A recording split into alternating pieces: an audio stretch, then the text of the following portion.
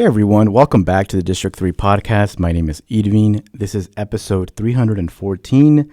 And today I'm actually joined by someone who I've been reaching out for a while. And we're finally making it happen. I'm glad she's here. Joining us is Katherin Aristondo, or Katherin. How do you prefer for it to be pronounced, Katherin? Well, my family calls me Kathi, so you can call me Kathi or Katherin, which I'm good with whatever you want to say.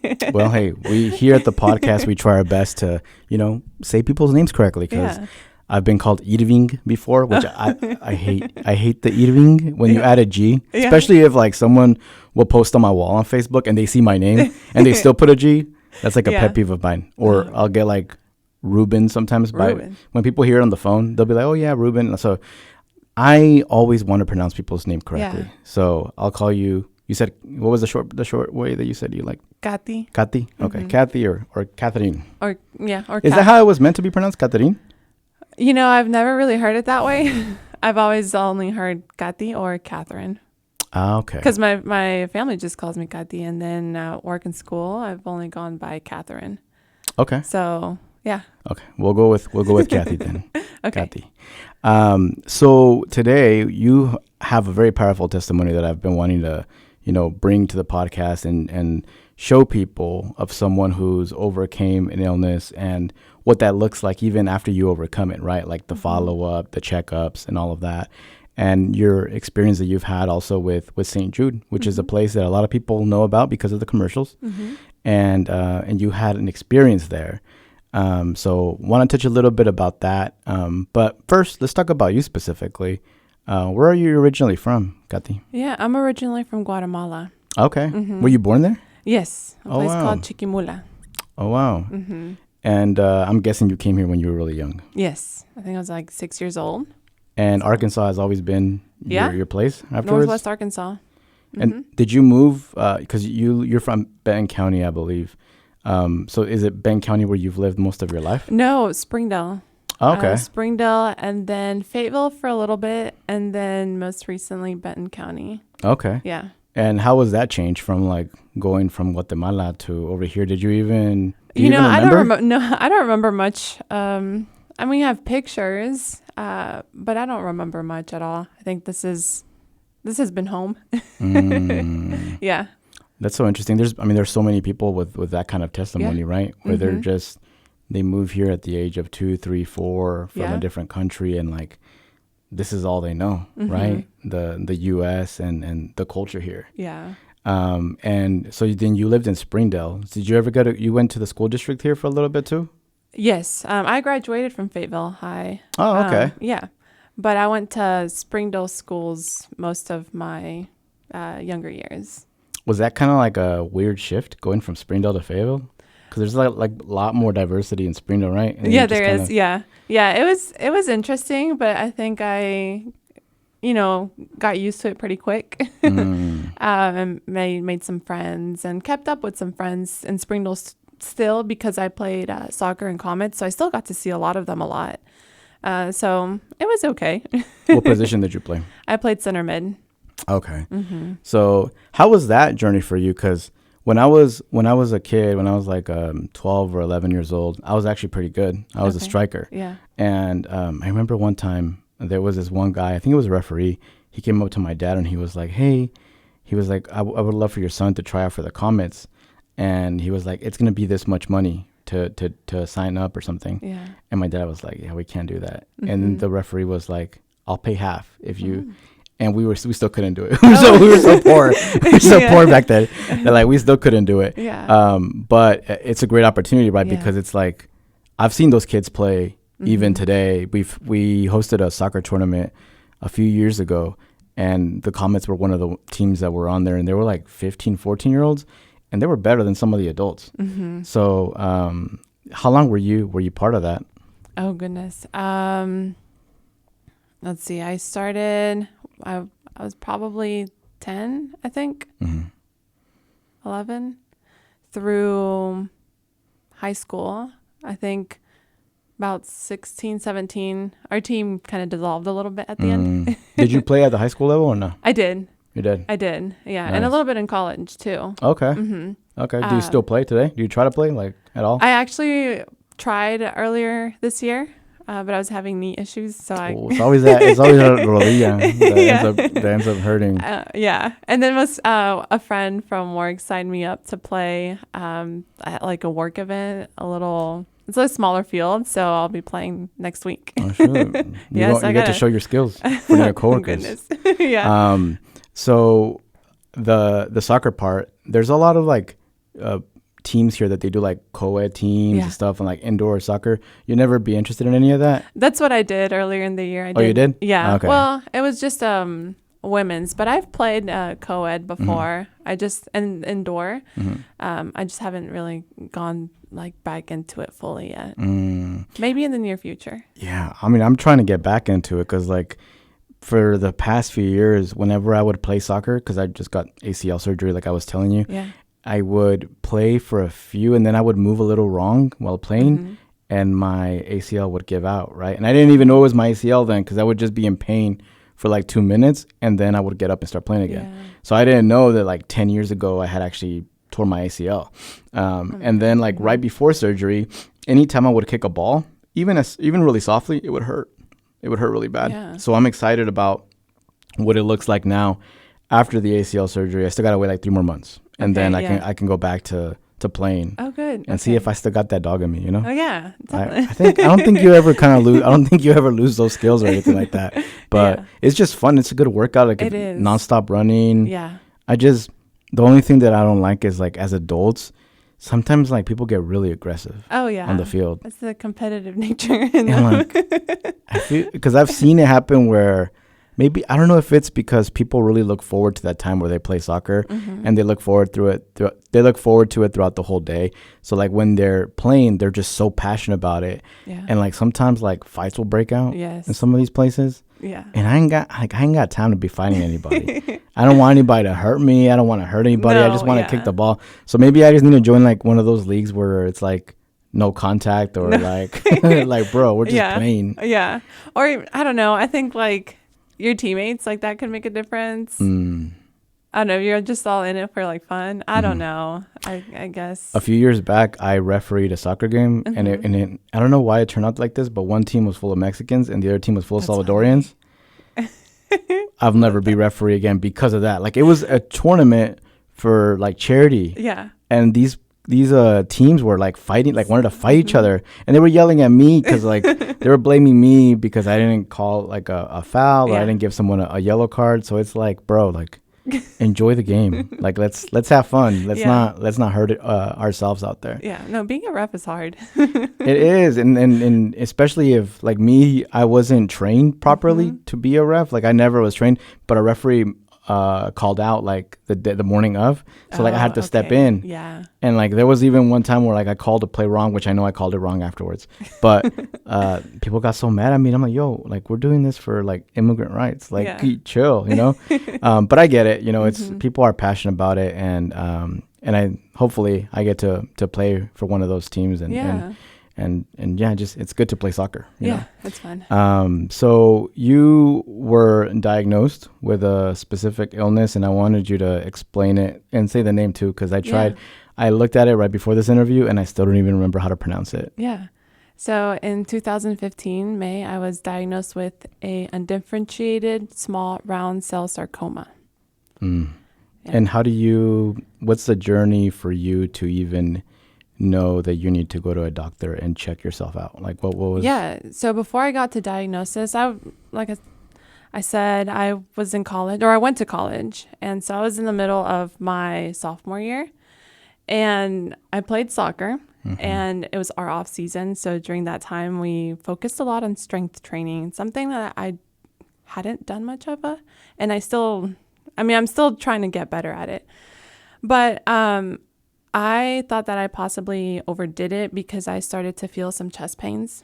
And so I talked to my parents and I talked to my athletic trainer back at school. So we thought it'd be a good idea to kind of step back a little on the strength training, just do other little workouts while the rest of the teammates were doing that. But as time went on, the pain was still there, and it was over like my sternum, and it shot through my back and it hurt a lot. And then I noticed like a little bump. And at that point, I was like, yeah, that's not normal. So I called my parents again, and it was right over my sternum, the bone that covers your heart. And I went to see my athletic trainers. So that's kind of like where the process began. And they helped me out with setting an appointment at a clinic in the town that I was living at for college. And they did an x-ray, and he sent me for an MRI. The doctor did. And I don't remember the exact date of this one, but they called me from the clinic and said to come in because they had gotten the MRI results. And I called my parents, and they were about 2.5 hours out. And they drove in really fast. And I was like, no, I was telling my mom, I was like, I can't go today because I have lab in the afternoon. She's like, no, you're going to go to the appointment. And I was like, okay. She's like, you need your labs. Yes. Yeah. And so they made it just in time. And we walked into this clinic together. And that's the first time that I heard that it could be cancer. He started out with like the worst, cancer. And I'm appreciative that they do that because it like helps you prepare for whatever is worse versus, never listening to him like, well, you never said anything. And then went on a few other things that it could be. So that's the first time that I heard it could be. And I remember after that, like we walked out, I was feeling a little down, but I still had school on my mind. I was like, Mom, I can still make it to lab. And so we like sat together for a while, prayed, and then they left and went back home. And I went to lab that afternoon.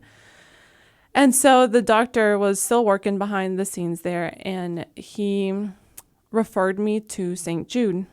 And the concern at the time was I was 19. And so he wasn't sure what the chances of me getting accepted were, but went ahead and sent it. We learned a little bit more about St. Jude as time went on. But shortly after the referral, I got an email from St. Jude, and it happened so fast. They contacted me about setting up an appointment with them and doing a biopsy. And so we got that scheduled, and my first biopsy was on my dad's birthday in April. And so I remember when we walked through St. Jude, the doors, I didn't know. We had a lot of questions. We didn't have any answers, but I felt full of hope. Like whatever was going to come next, it was going to be fine. But I went in, I had my one biopsy, went back to school, took a couple of finals, and they called me again, and I went for a second biopsy, and this was early May. What did they say in the first one? Not inconclusive. So they called me back for a second one, and after that second one, I went home, and I still had another final left, but I talked to my professors, and we agreed to hold on the final. And then I got another call from St. Jude, and we packed our bags and left. It was a Sunday night, middle of May, and it was just, we were just prepared to stay for like one night. And then I was like, that's going to be fine. We'll be back home the next day.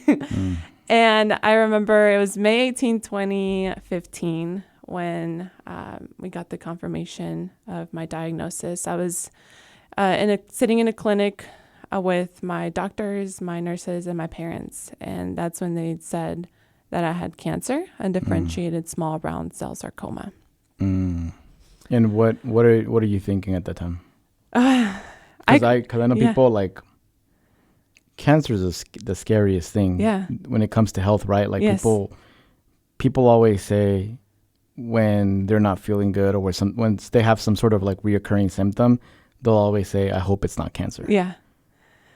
So like when you get told like you have cancer, it's like I'm guessing that's like the ultimate scariest diagnosis. How did you take that? Yeah. So, I think it helped out that I heard it from the very beginning.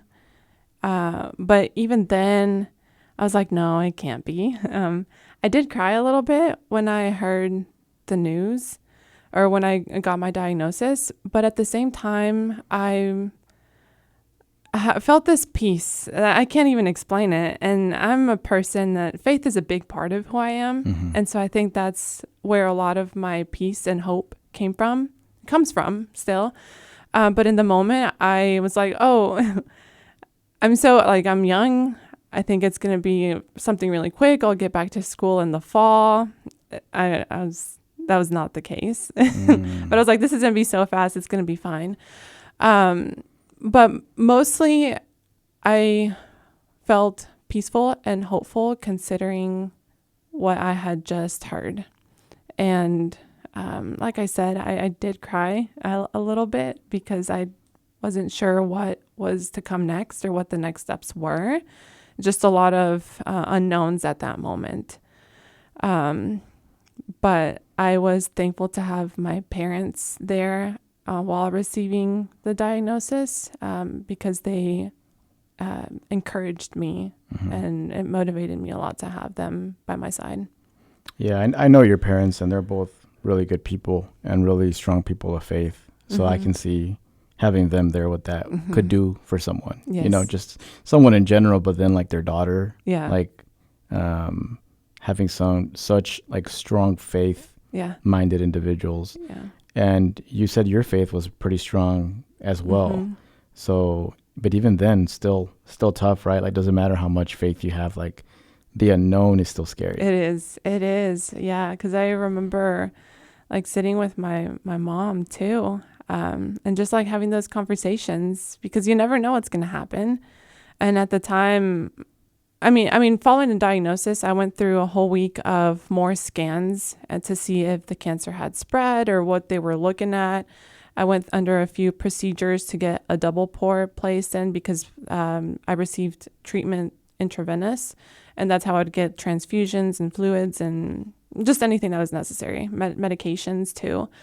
But throughout the whole week, and she was talking to me how I was feeling, and I think I've gone through several things in my life that have strengthened my faith. But I think that this one's one of the ultimate tests for me.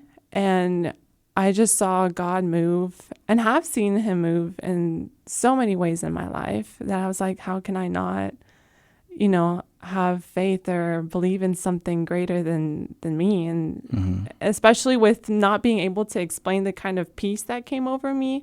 And then just feeling that hope that everything was going to be okay at the end of the journey, whatever that looked like, because I didn't know what it was going to be at the time. So whenever they give you that diagnosis, like, what's the severity of the cancer that you have? Like, what do they tell you?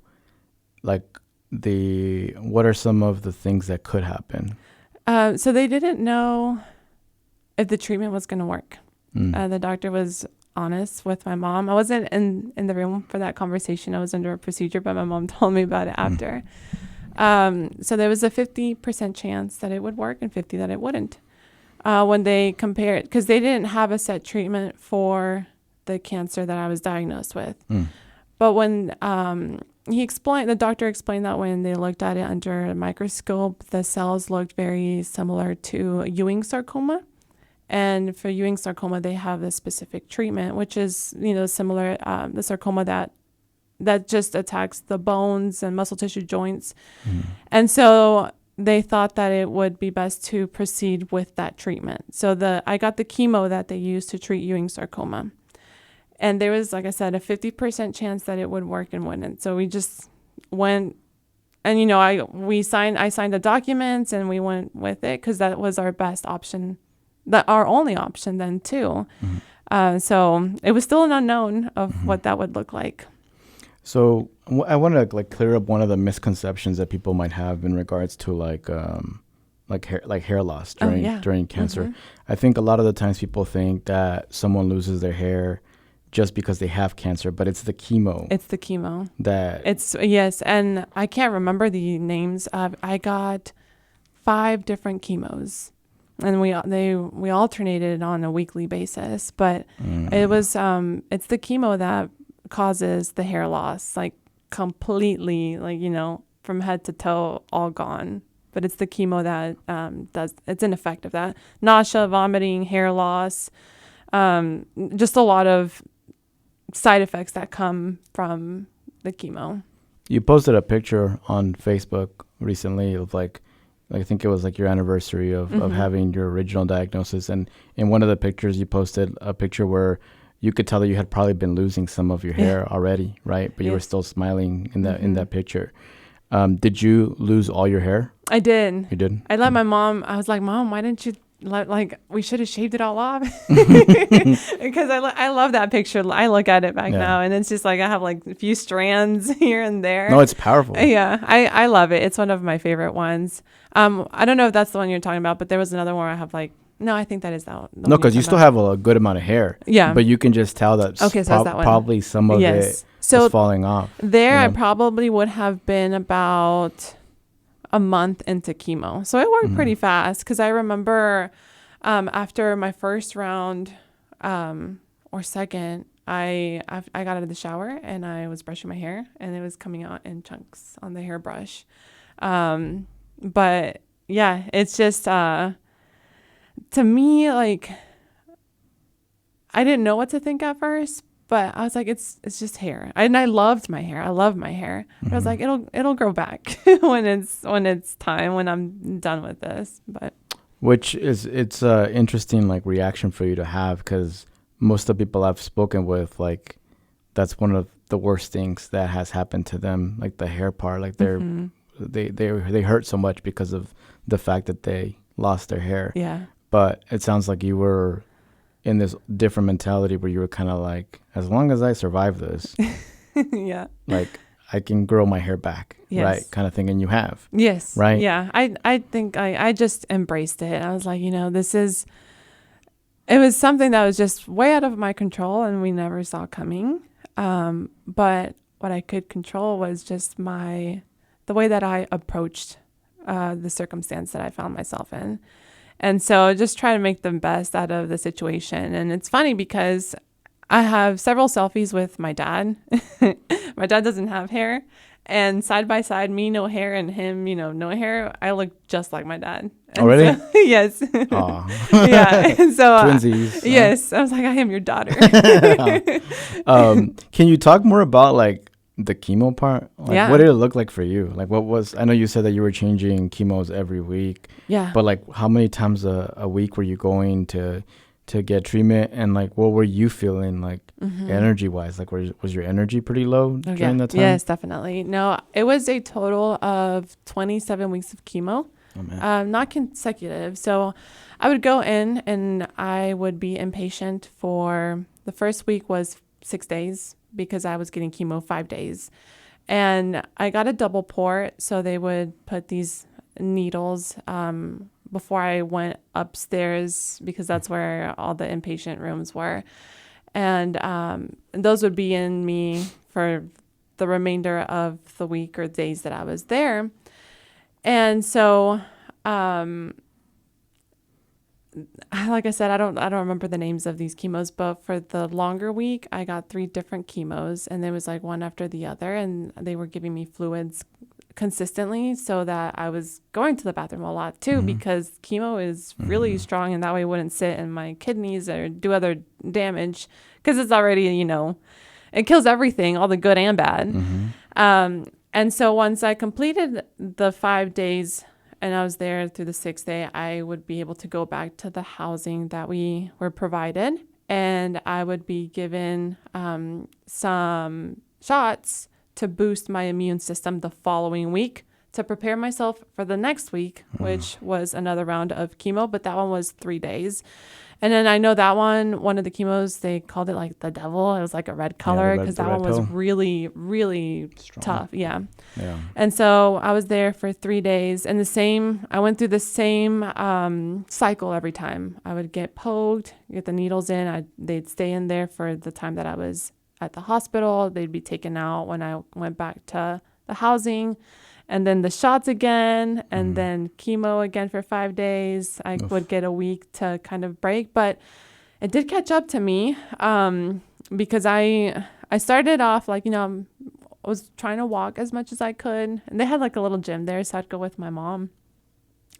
But yeah, it caught up, and there were times I did not want to do anything. I just wanted to lay down. I felt nauseous. They gave medication for the nausea, and I would be in pain sometimes too. I'd be hurting, and that's why I'm thankful to have had my mom and my dad, because just whenever I felt like that, they were by my side, like encouraging me, like, what would they tell you? Like, let's go for a little walk. Even though I didn't want to, they would push me to go, and yeah, I'd go. I think like at one point it was just to kind of like please them, but it helped me too. And then I would ask them to pray for me as well. And, I would immediately feel better. Just lifted my spirits to have them there. But yeah. And your mom's a pastor, so I know she she's is a got like pastor. some fire words to say for you, right? Yeah. Like that direct line of Jesus. Do that. Yeah, no, she's a pastor. So, yeah, but no, it definitely took a toll on my body. I was weak most of the time. I didn't want to do anything. And how do you keep yourself busy during that time? Like, did you take a break from school? I did. How long were you there at St. Jude's? I was there for 9 months. Oof. Yeah. So it was May 2015 through January 2016, the very like last day or end of January. I'm glad it was like pre-COVID, because like with COVID and like a compromised or a weaker immune system. Yes, yeah, and I know things changed in the hospital too. But still, it was still because the immune system is very compromised. When I was walking around even pre-COVID with like a mask too, in the hospital, just because of the same reason, my immune system was just like it was gone. It was gone. And like we had to be careful to not get, any kind of sickness, because that could be bad, any virus or bacteria. Yeah. But going back to the question, sorry, I asked you a question. Then I forgot the question. I sent you a different way. But what were some of the things that you were doing to like keep yourself busy? Like music wise, were you reading, watching movies? What were you doing during those 9 months? Yeah. So I tried to study a little bit because I still had a final left. Oh, really? Yes. And I took that final, I think it was like March 2016. It was hard. I did not get a lot of studying done. I couldn't retain very much. Did you tell your teacher or anything like what you're going through? Yeah, I told them, because I talked to the school too. I can't remember exactly who it was that I talked to, because I had to take a medical leave of absence. I didn't go back to school in that fall. So, and I didn't go back in the spring either, because I was still in Memphis. So it was just a 1 whole year of leave of absence. But they worked with me, and they're like, whenever you're ready, you take your final, which I appreciated a lot, because I needed the time to like study after. Makes sense. Most of the time I spent a lot of time sleeping. That's good. I spent a lot of time watching TV as well. A lot of Food Network. Okay. You like the Food Network? I love it. Yes. Yeah. I'll get hungry if I watch that too much. So at the beginning, like, I was not very hungry. I did not eat very much, and I dropped, I think it was like 10 pounds in a week. And the doctor, like, they told me, like, you need to try to eat, because if you're not, then we're going to have to, like, go through your nose and put a feeding tube. And I was like, okay. But then I think they started, like, giving me other, like, shots and stuff that kind of kicked up my appetite up a little bit. But yeah, I would feed my eyes with the Food Network. What's it called? The House. The House, Flipping Houses. There's the a lot channel. of those. I know, but just the channel. I'm blanking. Is it something like H&E or something like that? I can't remember now. I think it's like H&E or something like that. Okay. House and something. Which one were you watching? Which show were you watching? I was watching Flip or Flop a lot. I think that was most of where I was watching, and just like any one that like had to do with flipping houses. I like the one that was like on ABC. I forgot what it was called, where like they'd help a family, and then they have like the reveal is like a big old truck, and then they move the truck, and was that one with Chip and Joanna? No, but I like them too. Okay, they do some good stuff. Yes. There's a national show that films in Bentonville, by the way. Yes, I heard about it. I still haven't seen it. Yeah, one of my friends was on it. That's cool. She's actually a city councilwoman in Bentonville. Okay. But like they remodeled her house and Yeah. stuff like that. I was like, oh, it's cool. That's so cool. Yeah. And they film it there, and it's like a national show and stuff. Yeah. Yes, I did hear about it. It's so cool. So Food Network, flipping houses. What else were you doing? I still did my best to like get up and walk. So I would go walk with my mom. We were so close to like this little park where we were living. So we'd go outside and walk, or if it was too cold, because it did get to be too cold, I would go to the gym with my mom and just like walk a little bit on the treadmill. I did like to paint a lot. So I painted like on a blank canvas. They had a piano there. I like to play piano. So I took some time to practice a little bit more. And I got involved with a lot of the events that St. Jude does too. I met this lady. She's really kind. She works with the hospital on the side that works with raising funds. And through her, I was able to go through many events while I was a patient, even after, and just kind of share my story as I went through treatment and just help raise funds at those events. So I got to meet a lot of people, an opportunity that I wouldn't have had otherwise. That makes sense. Yeah. Did you get any time like, well, I don't know, that might be too distant from like your friends to go visit you, right? No, my friend, I had a couple of friends. If they're a good friend, they show up, right? Yeah. No, Not to call them out. Nothing, yeah. They actually did come. It's like about a 3-hour drive, I think, from where they're at. One of my friends I met her at college. She drove over with her mom and spent some time with us. And I had family visit from Northwest Arkansas, Memphis, and some from Central Arkansas. And then another one, a few friends from college, and I appreciated them stopping by and just like spending a day with me, which was really fun. And my family that came to see me as well. Because I was going to ask, like, we all love our family, right? And then, but it's like, if you're constantly with your family, do you sometimes say like, man, I kind of want to hang out with friends. Like I need like to get out a little bit and like hang out. So that's why I wonder like, if you felt like the need to like be around friends. But your parents are cool too, so it's like you're probably they're my best friends. I enjoy hanging out with mom and pops. Like I'm fine. I do, yeah. I do enjoy hanging out with my mom and dad a lot. And I was in constant communication with my friends too, though. Even if it wasn't like in person, they would always be like sending me a message, like checking up on me. And we were Snapchat users a lot, so send a lot of Snapchats and. So that was really nice. So it was constant communication still. At that time, are you like documenting on social media what you're going through? I was not very much. I wish I had.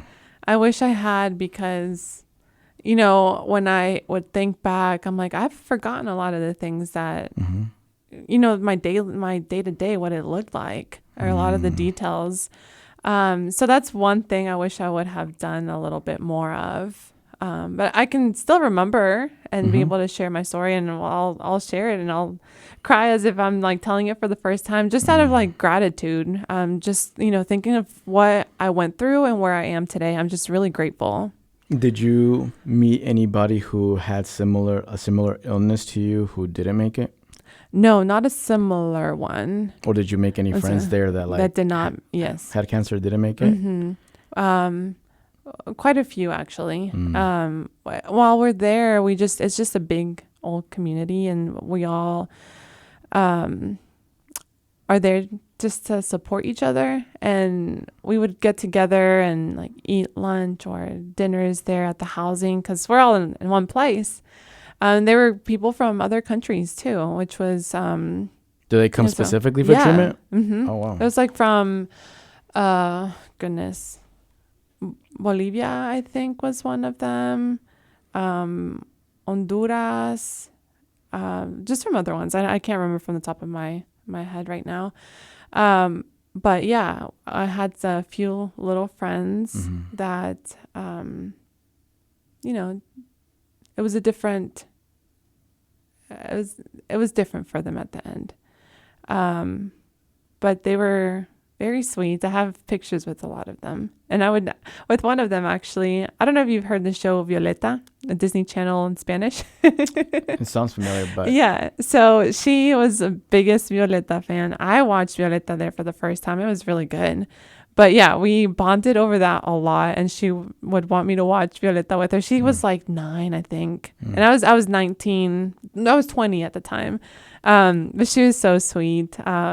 And I just remember I would go to her room and visit her as well when she was inpatient, and she lived right down the apartment where we were at, so we were like neighbors. But yeah, there were several kids that did not make it that I got to meet, that we got to be close. And that was really sad. what do you like with those kind of experiences? What do you take with you, like going forward, like meeting these individuals that had different illnesses and didn't make it? Like, what do you think of when you have those experiences with them, but then you move forward and they don't? Like, I'm guessing gratitude is like the biggest thing, right? The fact that you're able to still thrive, to still be here. But is there anything that you feel maybe you learned from those individuals in your experiences, or that you've taken with you, to when you talk about your testimony and the fact that you're still here? I admire them because at such a young age, they went through a lot. Mm-hmm. And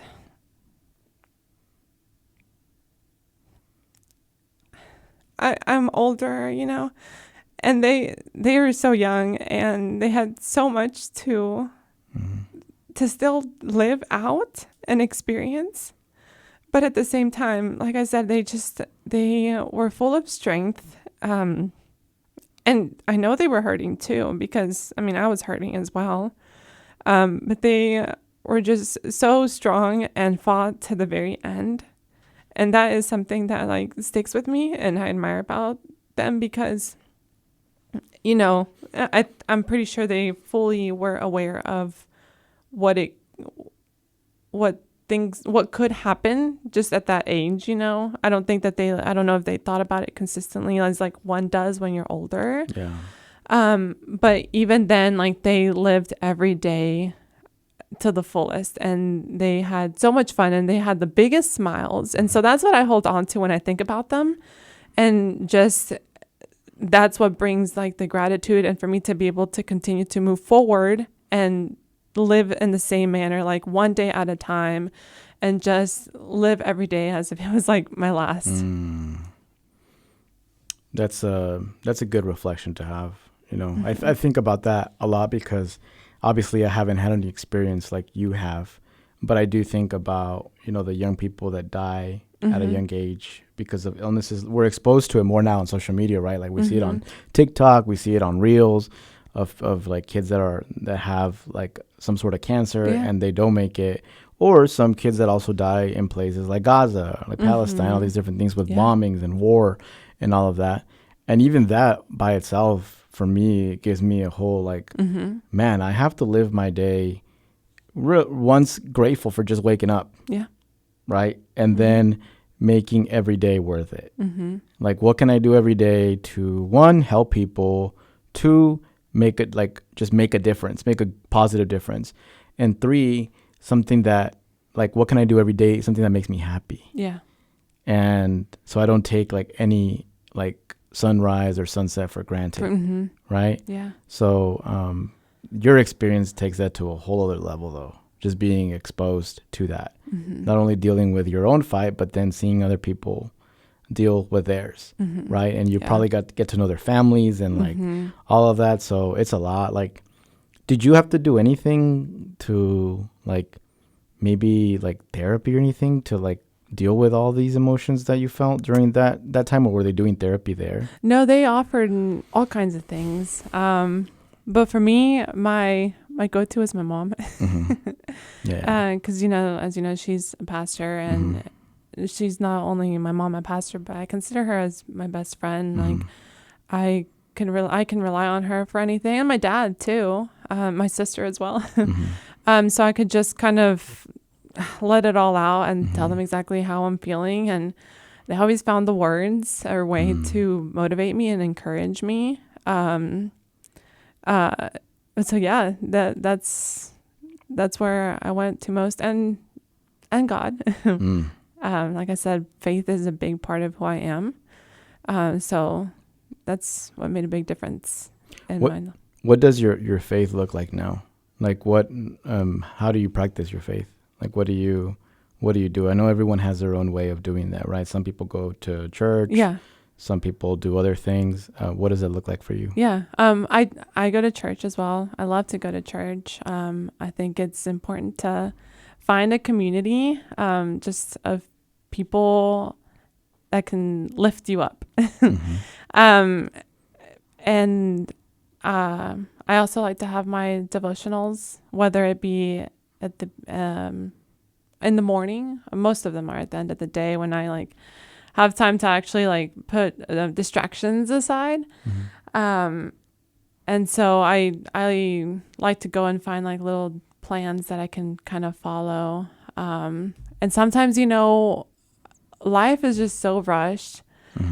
And I've caught myself like, missing a day or 2 or 3. And I'm like, well, I can't do that. Like, because it's a big part of who I am. And so I'm like, at least like, the verse of the day, like meditate in that, like try to understand it. And then just pray, and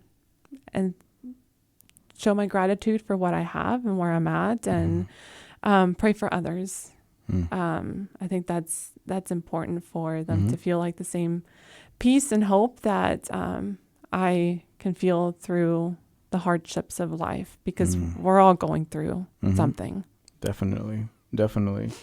One of the things I also wanted to touch on is St. Jude. I want to talk about that. Yeah. Because everybody has their own perception of it, right? Like it's just, we see it on commercials all the time.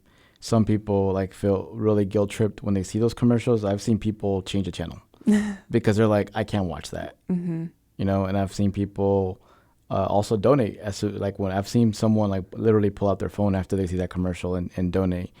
And I've personally heard testimonies of people that have actually received care there, and they have nothing but good things to say based on everybody I've spoken with. What was your journey like at St. Jude's in regards to like your interaction with the people that worked there, how they took care of you? What were the vibes there for you too? Like, oh my goodness. It almost didn't feel like I was there getting cancer treatment, but that I knew that's what it was, because, we saw like a lot of little bald heads running around the halls and stuff. But everyone's just so nice. Like as soon as you walk through the doors, like you're greeted with a smile, like from security or the ladies at registration or the gentleman at registration. And then they have like a cafeteria, and we would be there a lot for our meals, and got to know everyone that worked in the area, and they would know you by name too. And they were just always so kind, and just made sure like, do you need anything else?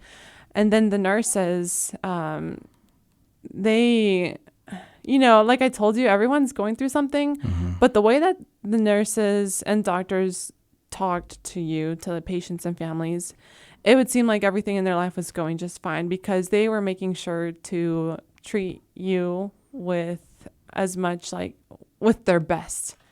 And so everyone became a friend, all my doctors, nurses, the people that would keep the hospital clean. They were just so nice. And I went to my last appointment here in March, was my last appointment at St. Jude. And it was bittersweet, because I'm going to missing those people that became my friends, my doctors, my nurses, the people that worked in the cafe, the people that greeted us from the moment that we walked in. They're just also so sweet, so kind. And you would, like I said, you would think that everything was just fine, but it's because they're making sure to give the best care and the best attitude to the patients and the families. So when you left the first time, was that hard? Like up to the 9 months? Oh, I was nervous, just to be honest, because I'm like, this is it. Yeah. Because I remember my last round of chemo was early January, and then I had my appointment set for scans again, like full body scans, to see if there was anything like left. And then I got the news that there was no evidence of the disease anymore. And I was like, okay, like, so what's next? And so they were like, what are we doing next? You're leaving. Yes, that's exactly how it happened. Like, well, you can go home. And I was like, what? This is my home. Yes, because it became home away from home. We were there for 9 months, and I just got used to being checked up on every time. And just because you can't see what's going on inside. And so it was nerve-wracking, but I did have to go back every month for 3 months. And then we graduated to 3 months, and then every 6 months. And then we finally got to yearly ones. So each time it became bittersweet because, in the back of my mind, like early on, I was like, well, what are the chances of it coming back? And as time went on, like those thoughts faded. I'm like, no, like I am completely healed. I am fine. And that's like where I'm today. I don't think about it ever coming back. I just know that I did go through like, treatment. I had cancer in 2015, but I don't like to live that way of, is it going to come back? I'm 10 years out now, and I am grateful for where I'm at. If I'm grateful for my health, it's something to not take for granted. But I still have to, do some checkups just to make sure everything's okay. And other than that, like, yeah. So is it like a yearly thing? Not anymore. So I had my last yearly one in March, and now there are, I got this big old packet. Like once I went to my last appointment, they gave me a bunch of documents that I can give to my primary care doctor. And there's some things that I need to do like every couple of years just to check my heart, for example, and just scans. But it's not yearly now. Is the heart checkups are mainly because of the chemo that you did? One of the chemos. Yeah. The Red Devil? Yeah, because I know that one's really strong. Yes. So then does that make you more like health? I know that you don't think about it. You say you don't like to think about it and stuff like that. But is that something that kind of like forces you mentally to kind of try to stay fit and like work out? And because I know it wasn't your fault that you got cancer, right? Like it probably wasn't something that you did, but I would feel that it would do something where you're just kind of like, man, I got to be as healthy as I can. Yeah. Watch what I eat, work out. I see that you run all the time too. So it's just kind of like, I wondered if that had anything to do with like motivation for you to move. Well, and I think I was fairly active and ate for the most part healthy growing up as well, because I played soccer and in college as well. But I think it definitely flipped there after going through treatment, because I didn't get back to play. I didn't play in college anymore. My body was not ready for it. It took me time to recover. And so, I think that definitely became my ultimate motivator to focus on my health. Because oftentimes, and as I got older, I would hear other kids talk and stuff, and I'm just like, people do take their health for granted. And it's really, and it's something, I know there's things that are out of I can't speak. There are things that are out of our control, but there are still things that we can do to try to take care of ourselves the best way that we can. Drink water. Try not to drink too much alcohol and like energy drinks. Yes, I know. But so I'm not saying I don't have an energy drink here and there, but no, I had one before this interview. I was calling myself out. No, but that definitely switched for me. I'm like, I can't be taking my health for granted. Like I've gone through a lot to just throw it away that way, and such a manner like that. What to people that are listening, anybody who kind of is going through an illness like you went through, or a different type of very difficult illness, what is some advice that you give them? Like any kind of words of encouragement that that you can give them to push forward and be in a place where you're at right now, where you're you're good. Yeah. Well, I would encourage one day at a time. I know oftentimes we get caught up in like, what's going to happen tomorrow or the next day or on the negative aspects of that, but just focus one day at a time. And I think it's important to surround yourself with community, whether that be like through friends, family, church, because that support system makes a big difference.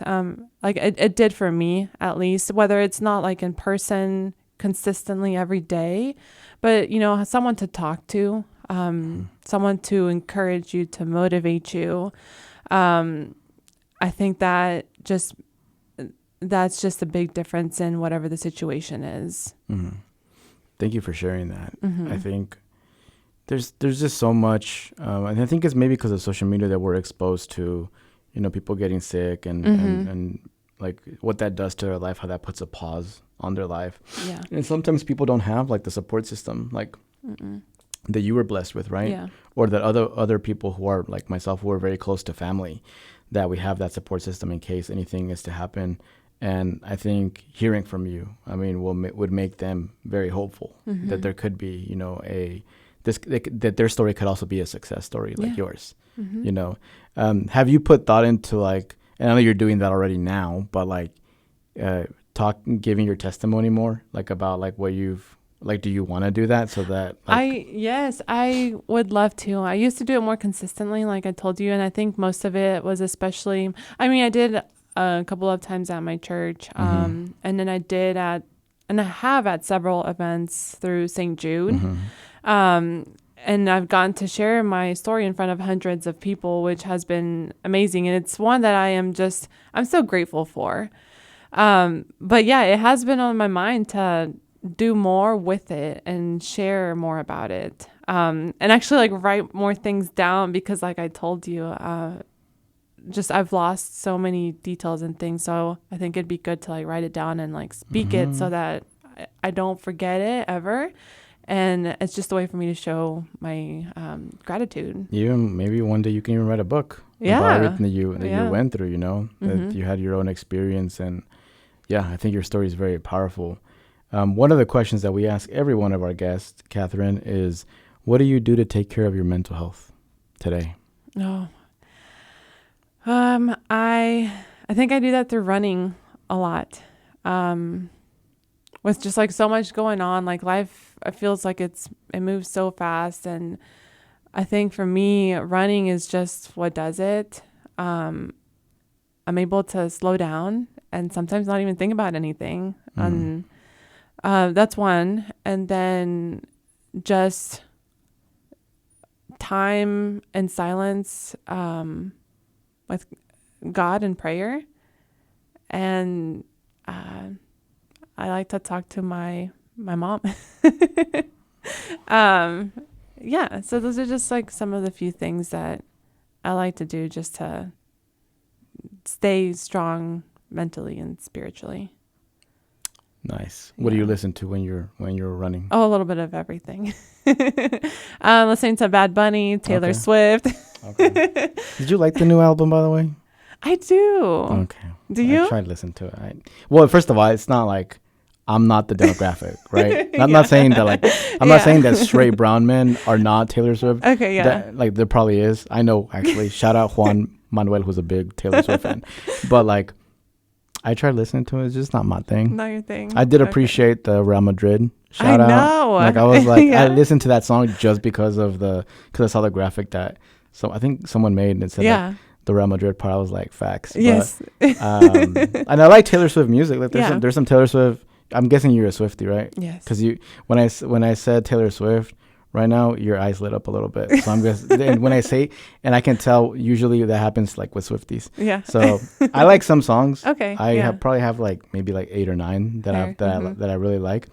But and I've also been hearing some Swift fans didn't like the album, and then they didn't like the thing in theaters as well. Okay, I didn't see that. I didn't go see it. Okay. Well, that's like real Swiftie thing. So I'm not sure what your level of Swiftie. You still have time. To go watch it. I'm questioning my Swiftie status. Yeah. But I'm gonna check out the rest of the album because I just listened to like maybe 4 songs, including that Real Madrid one. but maybe there's something in there. Usually in every album, I'll find like a song that I like. So I'll give it another shot. Okay, yeah. But Katherin, I appreciate you making the time to be here. I'm glad we finally did this. And I hope people, listen to your testimony and feel inspired. Not only like if there's any opportunities for you to speak, that people reach out to you and ask you if you want to talk about your testimony in public. But then the people that are going through it right now. Yeah. And it doesn't even have to be an illness kind of thing. It can be like whatever they're going through right now. Yeah. I think your testimony serves as a story of like the mentality is important, what mentality can do for you, what having a strong support system can do for you, and believing that tomorrow will be a brighter day. What that can do. They say, and I when I've spoken to your mom before in the past, we've talked about how when you have an illness, mentality, trying to think as positively as possible, being as happy as possible, about how important that is. Yeah. Yes. For your health and for you to overcome things. So I'm gonna leave this at the end of the episode so people can leave with that. Try to do what you can to be happy. Surround yourself with good people. Positive vibes are good for your health. And yeah. Thank you once again for being here, Katherin. Yeah. I appreciate it. And for everybody listening, that was the end of episode 314 of the District 3 podcast. My name is Irvin, signing off.